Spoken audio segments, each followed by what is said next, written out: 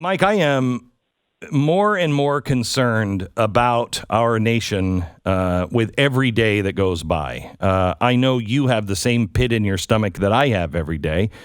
As I go to work, I look at things like, for instance, the FBI now going to be used as a weapon on behalf of CRT and these school boards. That's not what the FBI is supposed to be doing. That's a state thing.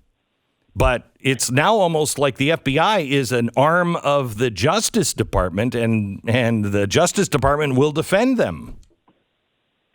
Yeah, look, Glenn, I find this really disturbing.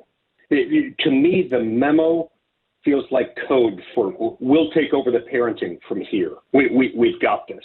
It's also code for parents suggesting that they shouldn't have a say in their children's education. So first we have teachers and we have their unions and also people like Terry McAuliffe, who have basically been saying, hey, it's our job, not the parents' job, to decide what your kids are taught and how they're being taught.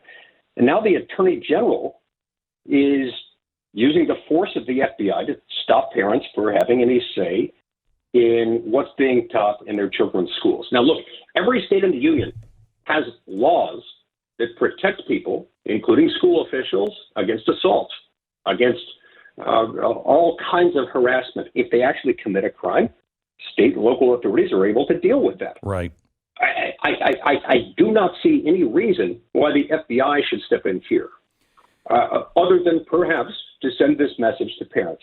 We'll take the parenting from here, and we're going to federalize these issues down your throat. Mike, in the stimulus bill, there is the right for the instruction to the banks that they have to report any transaction. I've heard two things. I've heard $600. I heard yesterday morning that has been removed and made $10,000. But I don't know what the truth is anymore. But that's a violation of my Fourth Amendment rights. No, it absolutely is. They might as well claim that they have general warrants against the American people. And wait a minute. Explain general warrants. Isn't general warrant exactly one of the reasons why we broke away from the king? Yes. There's any one policy that could be said to have been the straw that broke the camel's back, it may have been general warrants.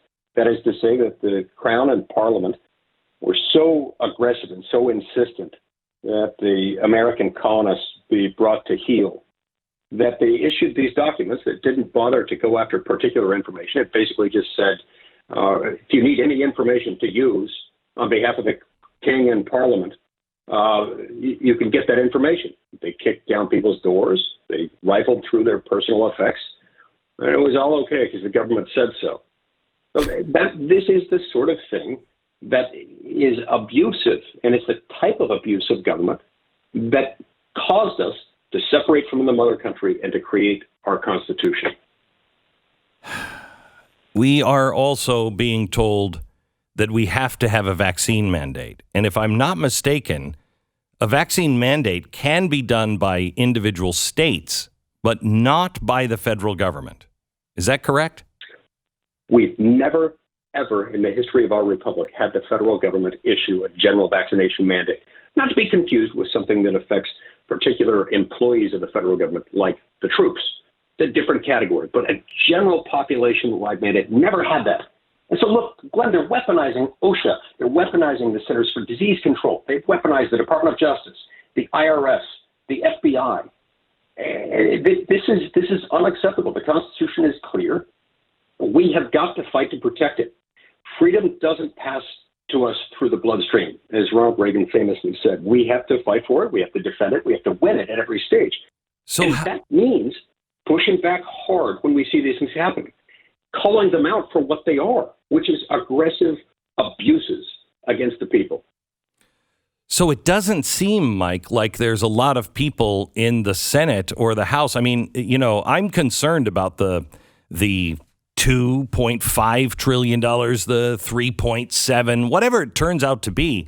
I'm concerned about the spending, but I am also probably more concerned about the infrastructure that these bills will allow the government to build. And they're very dangerous. Yeah, it's as though they're saying we need problems for government to grow, so we're going to fund the creation of more problems so that we can grow the government bigger, so that we can create even more problems and perpetuate the growth of big, aggressive government. And you're exactly right with respect to the IRS. We're talking about pumping in an enormous sum of money to new law enforcement. At the same time, we're dramatically expanding the reporting obligations of banks in a way, by the way, that will probably drive a whole bunch of community banks out of business. Oh, of course it will. Because they're just the regulatory compliance costs of this. And so, look, it's important to remember, Glenn, that there are a whole lot of constitutional infractions that are rarely challenged in court, or when they are challenged, they're challenged inadequately or too late to matter. Most of what defending the Constitution is all about doesn't necessarily involve litigation, because you don't have time or resources to litigate each and every instance. What that means is, for our constitutional republic to survive, for the Constitution to have meaning, we have to defend it in the political branches and at the citizen level every single day, and call these things out and use what power we have in each branch to counter abuses in the other branches. But everything is being couched as, for instance, let me play what the president said yesterday about being complicit with America's decline. Listen to this. These bills are not about left versus right, or moderate versus progressive, or anything that pits Americans against one another. These bills are about competitiveness versus complacency. They're about opportunity versus decay. They're about leading the world or continue to let the world pass us by, which is literally happening. To support these investments is to create a rising America, America that's moving. To oppose these investments is to be complicit in America's decline. I found that extraordinarily disturbing, because the word complicit, that is a legal term, if I'm not mistaken, that you are engaging in some illegal activity. You are doing something to harm the Constitution. But maybe that's just a play on words. But listen to how that is being... Go ahead. It's not. That's exactly what he wants you to think. He wants to accuse you of some sort of abstract crime against humanity, or at least crime against the social welfare state, or crime against the excessive growth of the federal government. But Glenn, that was only the second most disturbing feature of that clip. The most disturbing feature of that clip is that what Joe Biden seems to be saying, what he seems to be assuming, the underlying assumption in all of this, is that he's not talking about America, the country, the nation, the people. He's talking about the United States government. There's a vast world of difference, a huge gulf between those two things.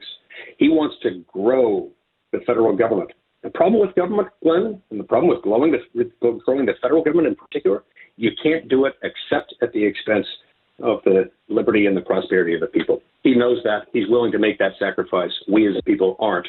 We have to counter him. So how do we do that, Mike? All right. So at every stage, people need to be reaching out to their elected officials, especially their Does it actually work? Officials in Washington. Does it actually work? It helps.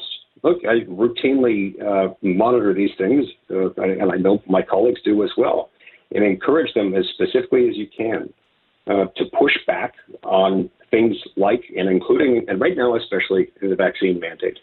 It's not just about the vaccine. And look, I've been vaccinated. My family has too. I think that the vaccine is generally safe.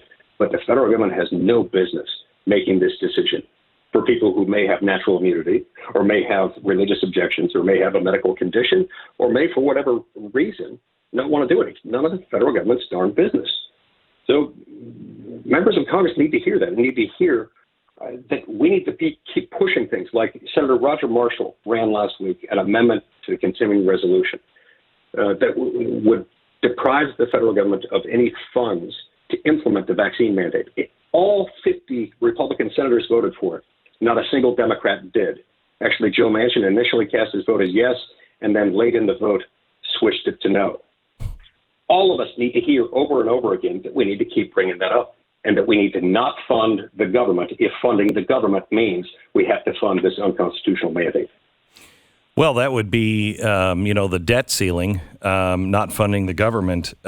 Is this going to pass? Is Manchin and Sinema, are they going to fold on this? Are we getting this package? The bottom line is, I'm certain that they will end up doing it, and they will end up passing a variation of the reconciliation package. It remains to be seen how long it'll take for them to get there, but they do operate as something of a well-oiled machine, and that's troubling.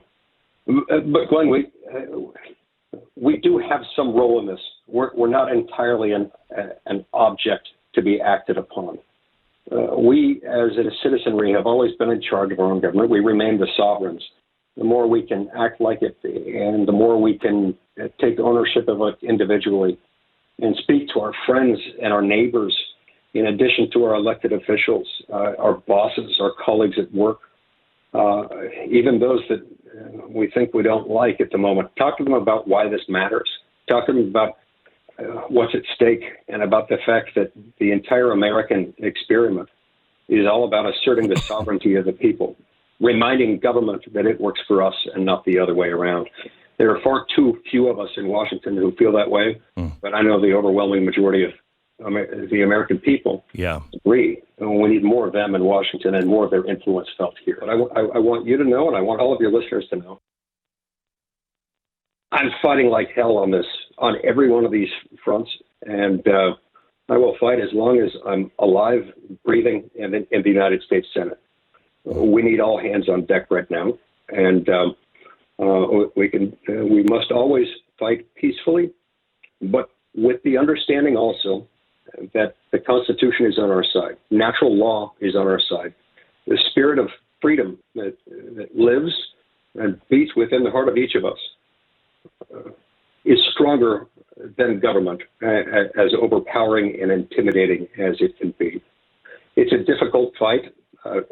I'm in it. And anyone who wants to join in the fight and help me in this effort, I encourage them to go to leeforsenate.com and ask them for their help. Thanks, Mike. Appreciate it. leeforsenate.com. Thank you so much. You bet.